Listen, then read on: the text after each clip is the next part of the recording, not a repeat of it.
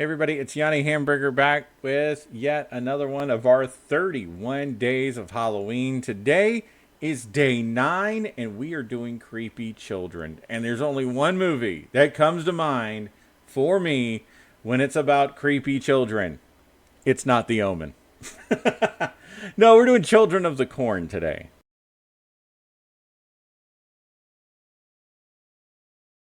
Now, Children of the Corn is, first of all, a short story by Stephen King.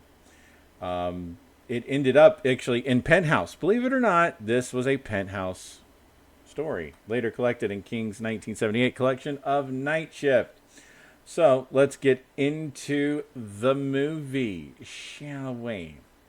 Bert and Vicky are a couple trying to save their marriage, so they drive to California for a vacation to visit Vicky's brother.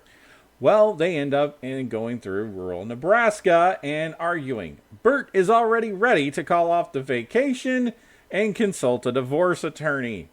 Then they accidentally run over a young boy who had his throat slit and was thrown into the road.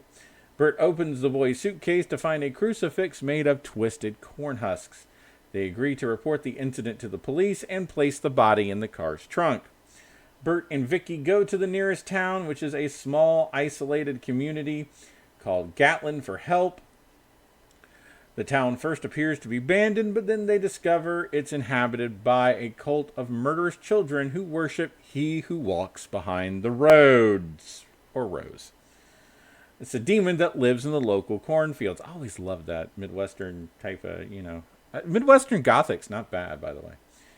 The children abduct Vicky and stab Bert, who escapes into the corn. After wandering through the corn, Bert finds the crucified corpses of Vicky, the former town's minister, the former town's police chief, and, of course, he who walks behind the rows arrives and kills Bert.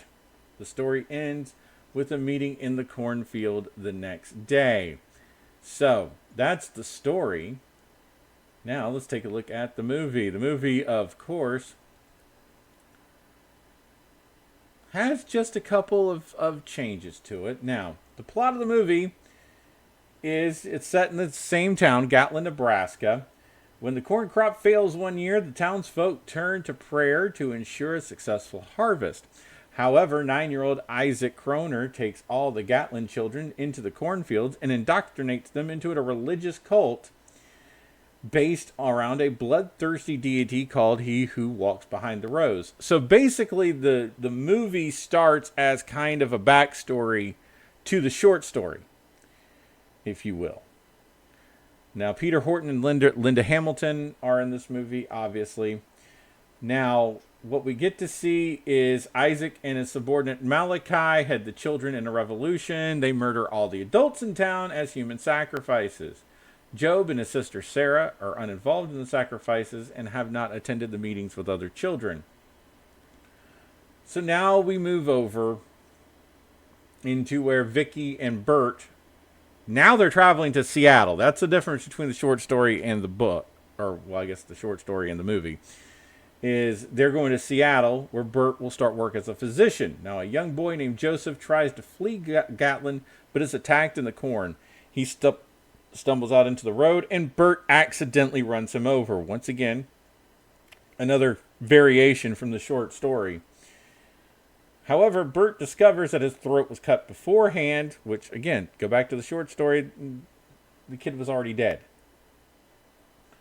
But, searching for help, the couple finds Deli, who is an elderly mechanic and the last adult in Gatlin. He refuses help, as he has agreed to supply the children with fuel in exchange for his life.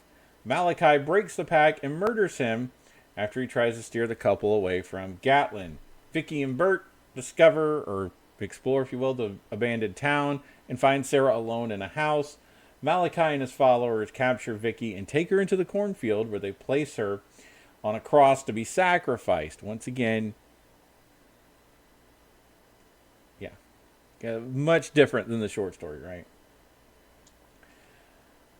Bert enters the church where a congregation of children led by a girl named Rachel are performing a cultural birthday ritual for Amos by drinking his blood from a pentagram-shaped cut on his body.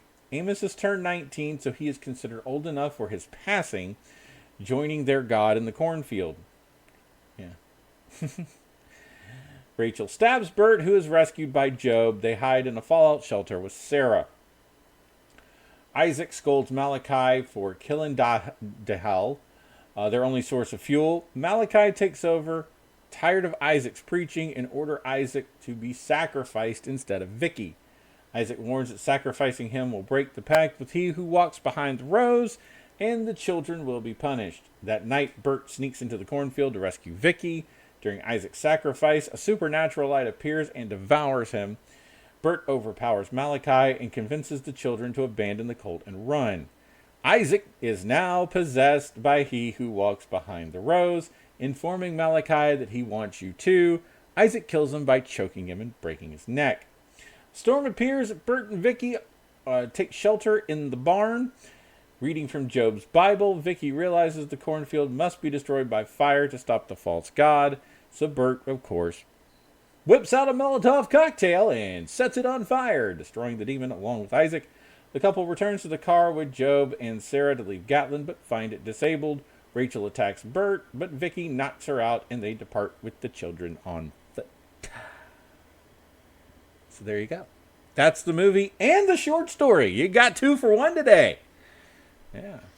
Again, it's one of my favorite Stephen King books. There are at least, I don't know, 8 Children of the Corn movies, if I'm not mistaken. It's somewhere in that neighborhood. There was a reboot in 2023 that basically was directed by Kurt Wimmer. I don't recommend it. The remake in 2009, I don't really recommend anything past Children of the Corn 4. I'll be honest. It just gets weird. But, again, it's a weird book to begin with. But, Children of the Corn, great movie. I hope you all see it. It's outstanding. I'm not going to put it on my list of horror movies that you need to watch before you die. But, I mean, it would get consideration. Let's just put it that way. All right. Well, that's going to do it for today. We are coming back tomorrow with another film. And, of course, we're going to be doing slashers. I'm going to make you think about it. All right. We'll be back on Thursday.